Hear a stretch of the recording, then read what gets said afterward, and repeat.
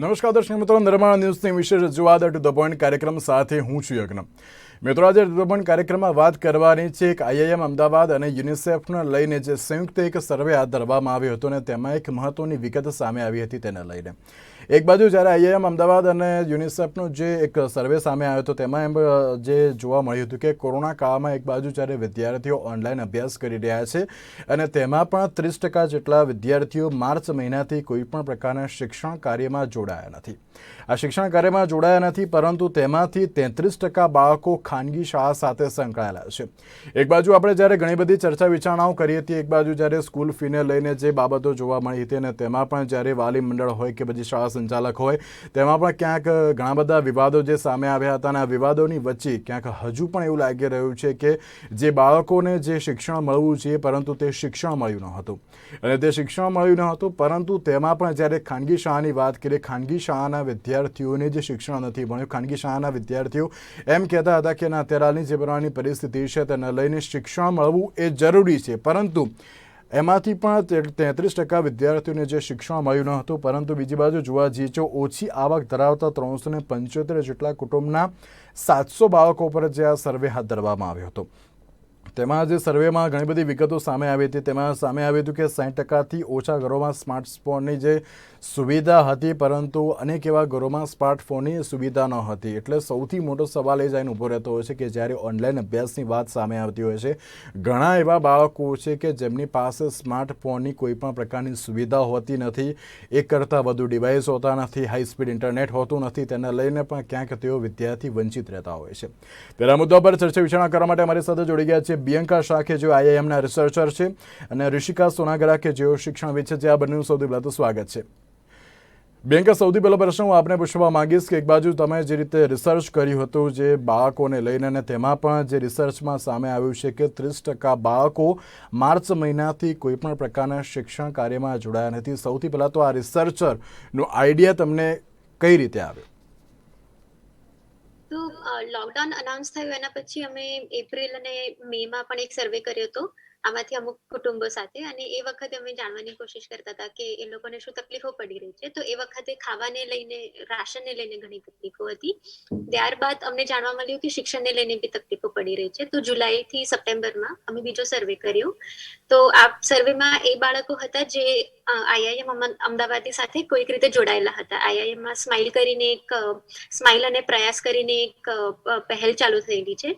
તો એમાં બાળકો આવે છે ભણવા. તો એ લોકોની સાથે વાત કરતા ખ્યાલ આવતો હતો કે એ લોકોને તકલીફ પડી રહી છે. તો એના પરથી સર્વે પ્લાન કરવામાં આવ્યો હતો વધારે બાળકો સાથે.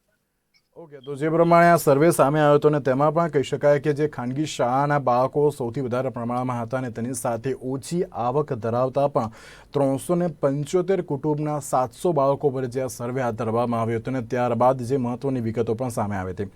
ऋषिका जी, जिस तरीके से अगर हम इस सर्वे की बात करें और उसमें भी अगर 30% अगर हम चिल्ड्रन को देखें तो वो भी ऑनलाइन एजुकेशन से जुड़े नहीं है, क्या कहेंगे आप इस सर्वे के लिए? नहीं, आई अग्री. काफी हद तक वो survey, I would agree with it कि काफी हद तक कई बच्चे हैं जो नहीं जुड़ पाए ऑनलाइन शिक्षण से या ऑनलाइन स्टडीज में वो लोग नहीं इन्वॉल्व हो पाए, इवन प्राइवेट स्कूल्स में भी. पर हर तरीके से सब लोग अपनी तरफ से प्रयास कर रहे हैं कि जितना हो सके बच्चों को जोड़ा जाए, जितना हो सके हम लोग कोशिश करें कि उनका कहीं नुकसान ना हो. इवन कई बच्चे जिनके पास स्मार्टफोन्स नहीं हैं तो भी मैंने देखा है कि हमारे टीचर्स क्लास खत्म हो जाने के बाद में भी नोट्स उन्हें दे रहे हैं या फोटो खींच के उन्हें भेज रहे हैं, जो कि व्हाट्सएप या दूसरे मीडियम नहीं यूज कर पा रहे हैं. तो काफी दूसरे तरीकों से भी उन तक पहुंचने की कोशिश तो की जा रही है.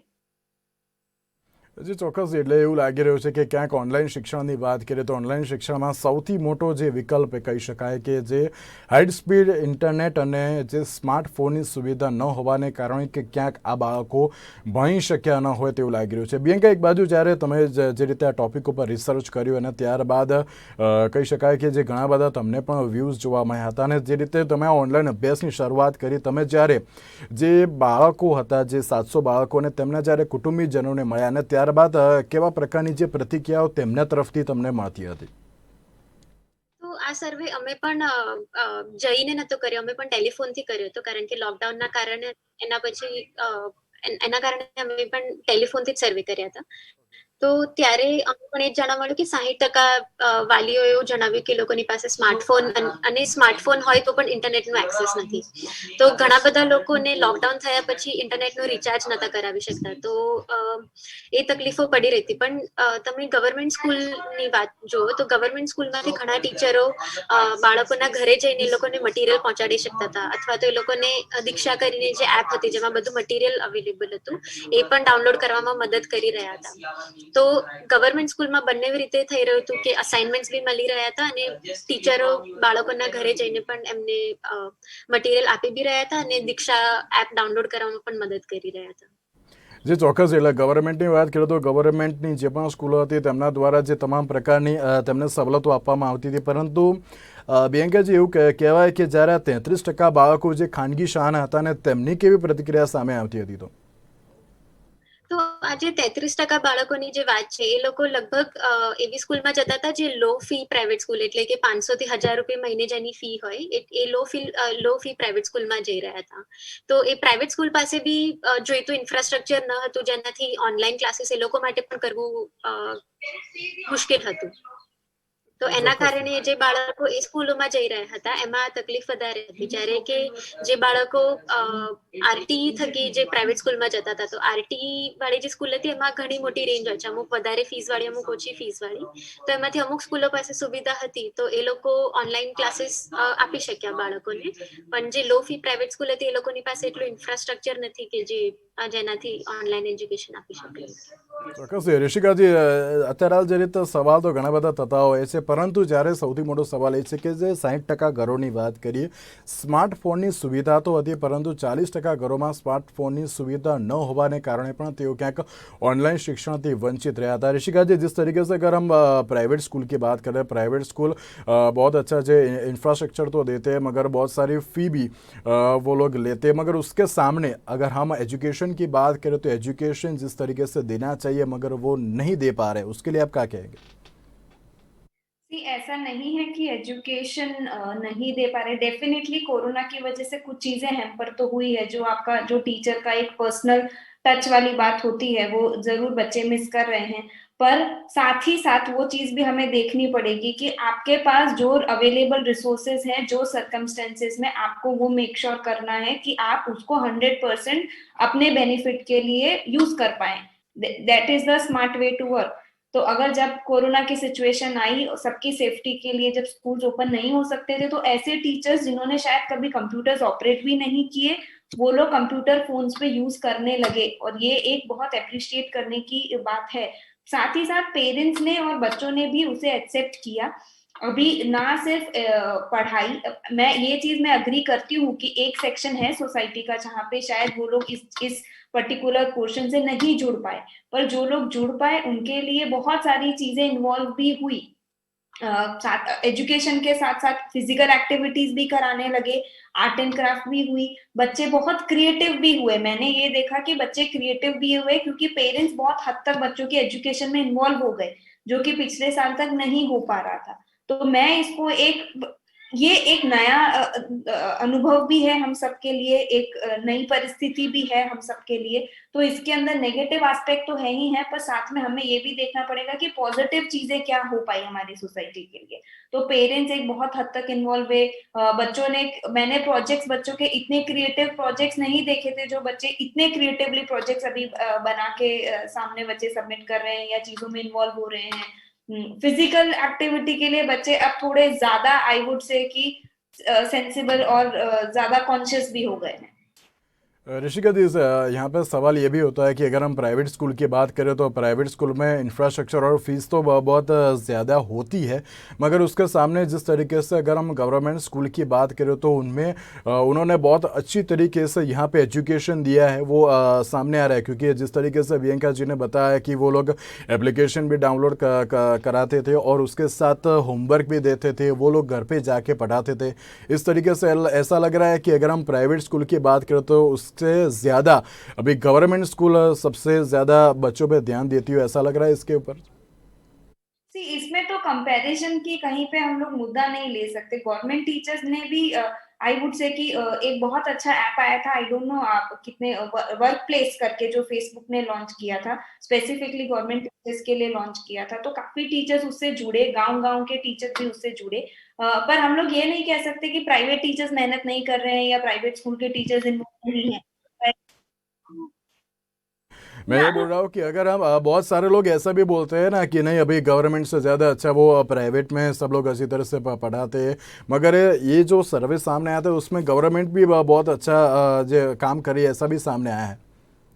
से सर तो गवर्नमेंट अच्छा काम कर रही है एजुकेशन के फील्ड में, अगर गवर्नमेंट स्कूल्स अच्छा काम कर रही है एजुकेशन के फील्ड में, तो ये तो इकोनॉमी के लिए बहुत अच्छी चीज है।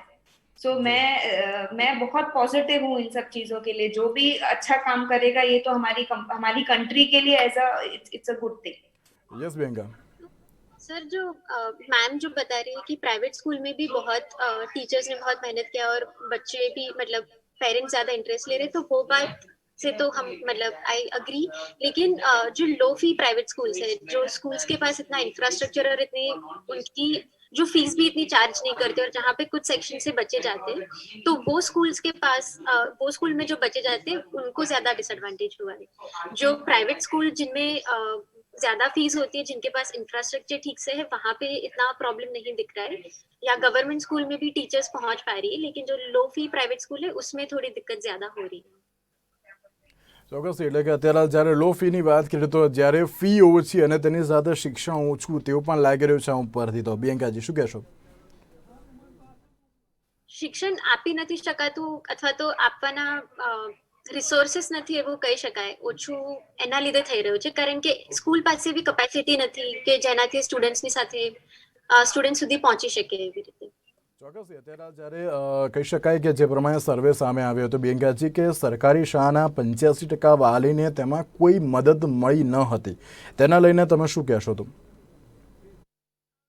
85% વાળું જે ફિગર છે એ મિડ ડે મીલ્સ ને લઈને છે। તો મિડ ડે મીલ્સમાં એવું હતું કે મિડ ડે મીલ્સની જગ્યાએ ડ્રાય રાશન અથવા તો કેશ ટ્રાન્સફર મળવાનું સરકારે અનાઉન્સ કર્યું હતું, પણ એ પેરેન્ટ્સ કોઈ કારણોસર એ જે ફાયદો મળી રહ્યો હતો એ લઈ નતા શકતા। અમારા સર્વેમાં એનું કારણ તો નતું પૂછ્યું, પણ અમુક વાલીઓએ અમને જણાવ્યું કે સ્કૂલમાં તો અનાજ આવતું હતું પણ એ લોકો પહોંચી નતા શકતા કારણ કે લોકડાઉન હતું, તો આવા જવા પર રિસ્ટ્રિક્શન્સ હતા, તો એના લીધે એ લોકો સ્કૂલમાંથી અનાજ લઈ નતા શક્યા। ચોક્કસ, અત્યારે જ્યારે મિડ ડે મીલ્સની પણ વાત કરી, એટલે કે અનાજની પણ વાત કરીએ તેના લઈને પણ જ રીતે આ સર્વેમાં સામે આવ્યું હતું, પરંતુ જે સર્વે સામે આવ્યો હતો તેમાં એવું પણ સામે આવ્યું હતું કે ખાનગી શાળાઓએ ફી ભરવાનું જે દબાણ કર્યું હતું ને તેના કારણે પણ ક્યાંક જે વિદ્યાર્થીઓ છે તે શિક્ષણ કાર્યમાં જોડાયા નથી, પ્રિયંકાજી। તો ખાનગી આમ તો સરકારનો ઓર્ડર હતો કે 30 સપ્ટેમ્બર સુધી કોઈ બી શાળાઓ ફીસ માટે પૂછી નહીં શકે, ફી માફ કરેલી હતી, પણ અમારા સર્વેથી અમને એવું જાણવા મળ્યું કે લગભગ 50% જેટલા વાલીઓએ કહ્યું કે પ્રાઇવેટ સ્કૂલ એમના પાસેથી ફીસ માંગી હતી। આમાંથી અમુક વાલીઓ એવા હતા જેમને ફીસ ભરવામાં મુશ્કેલી પડી રહી હતી, તો એ લોકો એવું જણાવ્યું કે ફીસ જ્યારે એ લોકો નતા ભરી શકતા ત્યારે સ્કૂલે એમના ઉપર શાળાઓ પહેલાના વર્ષનું રિઝલ્ટ નતા આપતા અથવા તો લિવિંગ સર્ટિફિકેટ નતા આપતા, જેના કારણે બાળકો બીજી સ્કૂલમાં પણ શિફ્ટ નતા થઈ શકતા, તો અમુક વાલીઓને આ તકલીફ પણ પડી હતી।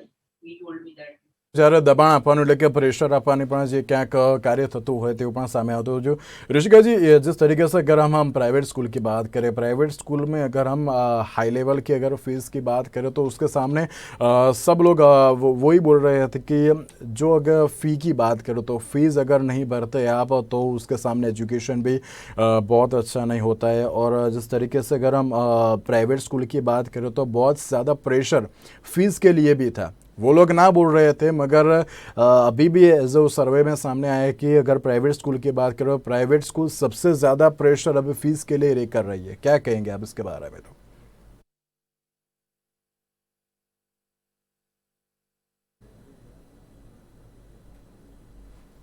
तो ऋषिका जी, અત્યારે હાલની પરિસ્થિતિની વાત કરીએ તો ક્યાંક જે 33% જેટલા બાળકો હતા ને તે પણ ક્યાંક ખાનગી શાળા સાથે જોડાયેલા તો હતા જ, પરંતુ તેની સાથે જ્યારે ઓછી આવક ધરાવતા પણ 375 જેટલા कुटुंब पर जो सर्वे सामने आया तो ने तेना लईने ऋषिका जी एक सवाल आपको भी मैं करना चाहूँगा कि जिस तरीके से हम प्राइवेट स्कूल की बात करें, प्राइवेट स्कूल में फीस भरने का जो प्रेशर अभी भी बहुत सारा ऐसा सामने आया है, क्या कहेंगे आप उसके बारे में? तो फीस को लेके जब गवर्नमेंट ने रूल डिक्लेयर किया था कि 75% 25% डिडक्शन गवर्नमेंट ने किया, वो सारे ही प्राइवेट स्कूल ने अग्री किया। और उसके बाद में भी इवन प्राइवेट स्कूल्स ने पेरेंट्स को बहुत सारी फैसिलिटी लाइक मंथली, अगर वो क्वार्टरली नहीं दे सकते हैं या किसी को बहुत ज्यादा तकलीफ है फाइनेंशियल, तो भी उन्होंने उस चीज को अग्री किया कि आप एक लिखित में एक एप्लीकेशन दे दीजिए कि ये तकलीफ है और आप अभी नहीं भर पाएंगे। तो जहां तक मुझे पता है सारे ही प्राइवेट स्कूल इस सिचुएशन को बहुत पॉजिटिव वे में लेके पेरेंट्स के साथ में अग्री करके आगे बढ़ रहे हैं। सारे पेरेंट्स को ये कहा गया है कि जितना आपसे हो पाता है आप कीजिए, बिकॉज ये भी एक सिस्टम है। स्कूल के पास फीस आएगी तो टीचर को सैलरी मिलेगी, तो पियोन को सैलरी मिलेगी। सो वो एक पूरा साइकिल है। मगर अभी ऐसा भी लगता है कि सबसे बड़ा क्वेश्चन मार्क वहाँ पे ये होता है कि हाईली स्पीड इंटरनेट नहीं है, स्मार्टफोन अगर आपके पास नहीं है तो आप एजुकेशन नहीं ले सकते, उसमें ऐसा भी सामने आया। तो क्या कहेंगे उसके बारे में? क्योंकि बहुत सारे लोग ऐसे भी है कि जो अफोर्ड नहीं कर पाते हैं और उनके घर पे सिर्फ और सिर्फ एक ही डिवाइस होता है, मगर एक डिवाइस वो सब यूज़ करते हैं और उसकी वजह से ये वो लोग एजुकेशन नहीं ले पा रहे हैं। तो क्या कहेंगे आप उसके बारे में? तो जैसा मैंने आपको ये चीज पहले भी बिगनिंग में भी हमने ये बात करी थी कि बहुत सारे हमारे भी ऐसे स्टूडेंट्स थे, तो हमारे टीचर्स ने या जो हमने किया कि कोई भी एक चैप्टर जो वो लोग ऑनलाइन पढ़ाते थे उसके पीपीटीज के थ्रू पढ़ाते, तो जैसे ही क्लास खत्म हुआ वो शेयर करते थे कि अगर किसी बच्चे ने मिस आउट किया तो वो उसमें देखे, वापस वो टीचर को रेफर कर सके। ये सारी सुविधाएं अवेलेबल थी। और अभी पहले तो कम से कम ये था कि 8 से 2 टीचर होते थे, अभी टीचर्स 24/7 अवेलेबल हैं कि कभी भी कोई भी बच्चा उन्हें पूछता है कि मुझे ये नहीं समझ में आ रहा है या इसको मैं कैसे आगे करूं। तो ऐसी बहुत सारी एक्टिविटीज, ऐसी बहुत सारी चीजें टीचर्स ने एफर्ट्स लिए, स्कूल्स ने एफर्ट्स लिए कि कहीं पे कोई भी बच्चा मिस आउट ना हो। हम लोग नोट्स शेयर कर रहे हैं, हम लोग पीपीटीज उनके साथ शेयर कर रहे हैं, हम लोग मेक श्योर कर रहे हैं कि चैप्टर वाइज हम लोग गो अहेड करें। इवन नेक्स्ट ईयर के लिए भी हम लोगों को प्रिपेयर कर रहे हैं कि नेक्स्ट ईयर अगर वो आगे की क्लास में आते हैं तो क्या चीजें हमें अभी से उन्हें प्रिपेयर करनी चाहिए कि कुछ चीजें भी वो कहीं पे भी अपने आप को पीछे ना महसूस करे दूसरे बच्चों के मुकाबले। जी बेंगम जी। मैं ऐड करना चाहूंगी कि ये भी हो रहा है प्राइवेट स्कूल्स में, लेकिन कुछ वापस लो फी प्राइवेट स्कूल्स जो है वहाँ पे जहाँ पे कम्युनिकेशन सारा व्हाट्सएप से हो रहा है, तो वहाँ बच्चे नहीं पहुंच पा रहे टीचर्स तक, क्योंकि ऑनलाइन क्लासेस नहीं हो रही है। 70% तक जो बच्चे हैं, जो हमारे सर्वे से आया, तो 70% बच्चों का जो एजुकेशन हो रहा है वो व्हाट्सएप के थ्रू या टेक्स्ट मैसेज के थ्रू असाइनमेंट्स आ जाते हैं। तो उनमें से बहुत लोगों ने ये कंप्लेन किया कि वो टीचर्स तक पहुंच नहीं पा रहे, जो कम्युनिकेशन है वो थोड़ा एक तरफा है। એટલે કે એમ કહી શકાય કે અત્યારે જ્યારે વોટ્સઅપની વાત કરીએ તો વોટ્સઅપથી માત્ર મેસેજ મોકલી દેવામાં કે આટલું એસાઇનમેન્ટ કરી નાખો, આટલું પૂરું થઈ જશે એટલે તમારું શિક્ષણ ઓકે, એ રીતે તમે કહી રહ્યા છો પ્રિયંકાજી? અસાઇનમેન્ટ આવી જાય અને પછી અસાઇનમેન્ટ કરીને બાળકો મોકલી દે, પણ જો કોઈ ડાઉટ હોય કે કંઈ ખબર ના પડી હોય બાળકને, તો ટીચરને પૂછવાનું, કેવી રીતે પૂછવાનું એ થોડું અઘરું હતું, કારણ કે આ જે વોટ્સએપ ગ્રુપ્સ હતા એ ખાલી રીડ ઓનલી બનાવેલા હતા, એટલે તમે એમાં કંઈ પૂછી ના શકો। એટલે કે જ્યારે કોઈ પણ સવાલ ઊભો થાય તો અત્યારે હાલ કોઈ પણ જે વિદ્યાર્થી તે તેમના જે શિક્ષક હોય તેમની સાથે કોઈ પણ પ્રકારની વાતચીત ન કરી શકે, ફોન કરીને પણ વાતચીત ન કરી શકે તેવું સામે આવ્યું હતું? ફોન કરીને પણ વાત કરવું અઘરું થતું હતું અને મેસેજ કરીને પણ વાત કરવું ડિફિકલ્ટ હતું। અને ઓનલાઈન ક્લાસીસ જે બાળકોને મળી, ઓનલાઈન ક્લાસીસથી જે બાળકો ભણતા હતા એ લોકોમાં પણ આ થોડો પ્રોબ્લેમ હતો કે ઓનલાઈન ક્લાસ ચાલતો ત્યારે ટીચર આખું ભણાવી દે, પણ ડાઉટ પૂછવાનું હોય કે કંઈ ખબર ના પડે તો એના માટે ટીચરને પૂછવું થોડું મુશ્કેલ હતું। અને આ પ્રાઇવેટ સ્કૂલ કે પછી ગવર્મેન્ટ સ્કૂલ માટે? ના, આ દરેક જગ્યાએ હતું। આમાં પ્રાઇવેટ સ્કૂલ કે ગવર્મેન્ટ સ્કૂલ એવી રીતે નહોતું, પણ જે બી રીતે શિક્ષણ મળી રહ્યું હતું, ઘણા બધા બાળકો એવી કમ્પ્લેન કરી કે એ લોકો ટીચરની પાસે કશું પૂછી કે ડાઉટ સોલ્વ ના કરી શકે। ओके ऋषिका जी क्या कहेंगे आप इसके बारे में? तो सी, मैं अगेन आपको ये बोलूंगी कि हम हर स्कूल को या हर उसको एक कैटेगरी में नहीं पुट अप कर सकते। कुछ स्कूल्स हैं जो बहुत एफर्ट्स ले रहे हैं, कुछ गवर्नमेंट स्कूल्स हैं जो बहुत अच्छा कर रहे हैं, कुछ शायद नहीं कर रहे हैं। उसी तरह से कुछ प्राइवेट स्कूल्स हैं जो बहुत एफर्ट्स ले रहे हैं, मेक श्योर कर रहे हैं कि उनके बच्चे कहीं पीछे ना रहे। और जिन स्कूल से मैं एसोसिएटेड हूँ, वहां पे हम लोगों ने डाउट क्लियरेंस क्लासेस भी रखी कि 3 चैप्टर हो गए, इसके बाद में 2 सेशन सिर्फ डाउट क्लियरेंस के, कि अभी किसी भी बच्चे ने मिस किया है तो वहां पे उनका पीछे ना रह जाए। तो ये साल थोड़ा सबके लिए अनएक्सपेक्टेड, अनएक्सपीरियंस्ड साल भी रहा है। तो ऐसी बहुत सारी चीजें का कॉम्बिनेशन आएगा निकल के। ચોક્કસથી એટલે કે જે પ્રમાણે જે સર્વે તો સામે આવતો હોય છે અને તેને લઈને જે રીતે સવાલ તો ઘણા બધા થતા હોય છે, પરંતુ જવાબ એક જ હોય છે કે જ્યારે ગુજરાત સરકારની વાત કરીએ, ગુજરાત સરકાર દ્વારા તમામ પ્રકારની જે સુખ સુવિધા અને સવલતોની તો વાત કરવામાં આવી હતી શિક્ષણને, પરંતુ હજુ ઘણા એવા બાળકો છે તે ક્યાંક શિક્ષણથી વંચિત છે। જી પ્રિયંકાજી। नहीं, मैं बस मैम के साथ अग्री कर रही थी कि हमें भी कुछ ऐसे एग्जांपल्स जानने मिले थे जहाँ पे टीचर्स एक्स्ट्रा एफर्ट्स ले रही थी बच्चों को पढ़ाने के लिए, उनके डाउट सॉल्व करने के लिए, लेकिन काफी बच्चों की ये भी कंप्लेन थी कि उनको ये नहीं कर पा रहा। जी ચોક્કસ, એટલે કે સવાલ આની ઉપરથી ઘણા બધા થતા હોય છે કે અત્યારે હાલની પરિસ્થિતિ એવી છે કે ક્યાંક શિક્ષણ પહોંચાડવાની તો વાત કરવામાં આવી હતી, પરંતુ હજુ પણ ક્યાંક એવા બાળકો છે કે જે શિક્ષણથી વંચિત છે, ક્યાંક તેમના સુધી શિક્ષણ પહોંચ્યું છે, પરંતુ તે શિક્ષણ જે પ્રમાણે જોઈતું હતું પરંતુ તે પ્રમાણે શિક્ષણ મળ્યું ન હતું। જ્યારે એક બાજુ વાલીઓની વાત કરીએ, વાલીઓ અત્યારે જ્યારે ફીસ તો ભરતા હોય છે, પરંતુ તેની સામે એસાઇનમેન્ટ આપી દેવામાં આવતા હોય છે અને શિક્ષક સાથે ક્યાંક કમ્યુનિકેશન પણ ન થતું હોય તેવું પણ સામે આવે છે। જી ऋषिका जी, क्या जी? सी, ऐसे तो अगर हम कोरोना की बात ना करें तो भी हमारे कॉन्स्टिट्यूशन के अकॉर्डिंग एटलीस्ट 14 इयर्स तक बच्चे को एजुकेशन मिलना ही चाहिए। सो मिलना होना चाहिए, एंड व्हाट इज हैपनिंग में अभी भी काफी देयर इज अ डिफरेंस। सो जी वो सिचुएशन हर सर्कमस्टेंसेस में एप्लीकेबल हो जाती है। जी।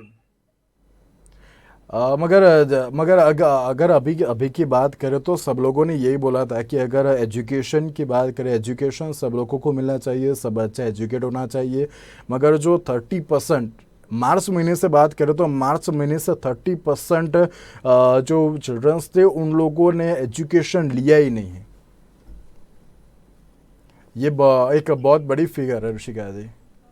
आई अग्री कि ये बहुत बड़ा फिगर है। पर वही वही 10 अगेन उस पे घूम फिर के हम बात वही कर रहे हैं कि ना करने के उनके 5 ऐसे रीजंस थे जो उस टाइम उस सिचुएशन पे अप्लाई करते थे, कि घर पे फोन नहीं था, लॉकडाउन था, कि आप नया फोन ले नहीं सकते हो, इंटरनेट कनेक्टिविटी नहीं थी। तो बहुत सारी चीजें रोल प्ले कर रही थी वैसे सिचुएशन के अंदर।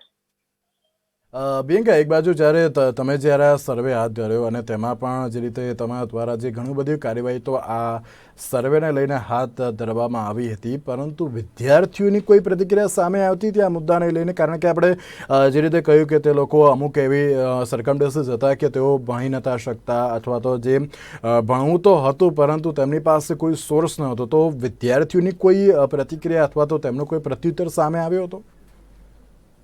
તો વિદ્યાર્થીઓ સાથે અમે ડિરેક્ટલી તો વાત નથી કરી, એમના વાલીઓ સાથે વાત કરી હતી, તો એમાં પણ આ જ હતું, તમે જે પહેલા કહ્યું કે ડિવાઇસ એક હતું, ઘરમાં 3 બાળકો હોય અથવા તો 3 બાળકો અને મમ્મી કે પપ્પા વચ્ચે એક ફોન હોય, અને જ્યારે મમ્મી કે પપ્પા કામ પર જતા રહે તો પછી બાળકો પાસે કોઈ બી એક બાળકને વધારેમાં વધારે શિક્ષણ મળી શકે। તો આ બધી તકલીફો સર્વેના થ્રુ આવી રહી હતી। ओके, एक बाजू जो है ऋषिका जी, जिस तरीके से अगर हम सर्वे की बात करें, सर्वे, हाँ जी जी जी जी। ऐसे में हमने बहुत सारे बच्चों के साथ में हमने ये फैसिलिटी प्रोवाइड करी थी कि जैसे कुछ चीजें हमें भी सामने आई थी कि घर में 2 बच्चे हैं और एक फोन है, तो जो आसपास में रहते हैं तो 2 बच्चे एक साथ में बैठ के अटेंड कर रहे हैं, ऐसी फैसिलिटीज भी प्रोवाइड की गई थी। This is how we work, कि हमारे स्कूल के कोई 2 बच्चे आसपास रहते हैं और 2 के एक एक फोन है, तो एक एक देन देवर ग्रुप बना के कि चलो 2 एक क्लास के बच्चे हैं तो वो लोग साथ में बैठ के पढ़ रहे हैं। मगर जिस तरीके से अगर हम ऑनलाइन एजुकेशन की बात करें, ऑनलाइन एजुकेशन जब से शुरू हुआ, मगर हम मार्च महीने से बात करें, मार्च महीने से लेकर अब तक मतलब दिसंबर 2020 तक ऑनलाइन एजुकेशन वो बेस्ट एजुकेशन है कि नहीं ऋषिका जी? सर बेस्ट में आप कैसे कैसे उसे बेस्ट कंपेयर करेंगे, आप किसके मुकाबले उसे कंपेयर करेंगे, that I want to know. Best like अगर हम लॉकडाउन की बात करें तो लॉकडाउन में जिस तरीके से ऑनलाइन एजुकेशन दिया है उसके उसके ऊपर मैं कह रहा हूँ। अच्छा, ये बताइए मुझे, बिफोर आंसरिंग दैट, कि क्या आपके या हमारे या किसी और के अलावा पास इसके अलावा कोई और सोल्यूशन था क्या? सॉल्यूशन नहीं था, मगर मैं यही कह रहा हूँ क्योंकि अगर और प्राइवेट नहीं स्कूल की बात करें, नहीं नहीं, एक मिनट, प्राइवेट स्कूल की अगर हम बात करें, प्राइवेट स्कूल यही बोल रहे हैं कि नहीं, ये online education is the best source. See best one, क्योंकि आपके पास that is the only option available. हमारे पास में कोरोना के सिचुएशन में ऑनलाइन एजुकेशन के अलावा बच्चों को एडुकेट करने के लिए कोई और सोर्स नहीं है। तो जो सोर्स अवेलेबल है, use it to the maximum. Rishika ji, एक लास्ट क्वेश्चन ये भी हो रहा है कि अगर हम मैंने कहीं पे सुना था कि ये जो पूरा का पूरा साल था, जो एकेडमिक ईयर हम बोलते हैं, एकेडमिक ईयर को अगर हम कन्वर्ट करके स्किल ईयर और नॉलेज ईयर अगर हम साबित कर दें तो वो भी बच्चों के लिए बहुत अच्छा था, ऐसा आपको लग रहा है? सी आई, कोई भी इनोवेटिव चीज की जाए या कोई भी नई चीज की जाए, मैं I be the first one to promote it and to support it. Skill, I agree कि ये पूरे साल में बच्चों ने इनोवेशन और क्रिएटिविटी तो बच्चों में बढ़ी है। जी, એટલે કે એમ કહી શકાય કે અત્યારે હાલની જે એટલે કે એમ કહી શકાય કે અત્યારે હાલની જે પ્રકારની પરિસ્થિતિ છે, ક્યાંક જે ઇનોવેશન અત્યારે હાલ તો છોકરાઓમાં વધ્યું છે અને તેની સાથે જે સ્કિલમાં પણ વધારો થયો છે, પરંતુ હજુ પણ ઘણા એવા બાળકો છે, એટલે કે 30%ની જે સર્વે સામે આવ્યો તો 30% બાળકો જે માર્ચ મહિનાથી ક્યાંક શિક્ષણથી વંચિત હતા, તેને લઈને પણ ક્યાંક સવાલ ઘણા બધા થતા હોય છે, કારણ કે પ્રાઇવેટ સ્કૂલના પણ તેમાં જે વિદ્યાર્થીઓ હતા, સરકારી શાળાના પણ વિદ્યાર્થીઓ હતા, આરટી અંતર્ગત જે એડમિશન પ્રાપ્ત કર્યું હતું તે પણ વિદ્યાર્થીઓ હતા। તો હવે જોવાનું એ રહ્યું કે જ્યારે 30% બાળકો જ્યારે શિક્ષણ કાર્યમાં જોડાયા નથી, હવે સરકાર દ્વારા હવે કયા મહત્વના નિર્ણય લેવામાં આવશે, કારણ કે સૌથી મોટો જે સવાલ એ થતો હોય છે કે શિક્ષણ એ ઘણી અગત્યની વસ્તુ છે, પરંતુ તેમાંથી પણ અત્યારે હાલ ક્યાંક બાળકો જે શિક્ષણ કાર્યથી વંચિત રહ્યા છે। તેમજ બિયંકાજી અને ઋષિકાજી, આ બંનેનો આભાર અમારી સાથે આ ચર્ચામાં જોડાવા માટે। તો આજના ટૂર મને બસ રજા આપશો। નમસ્કાર।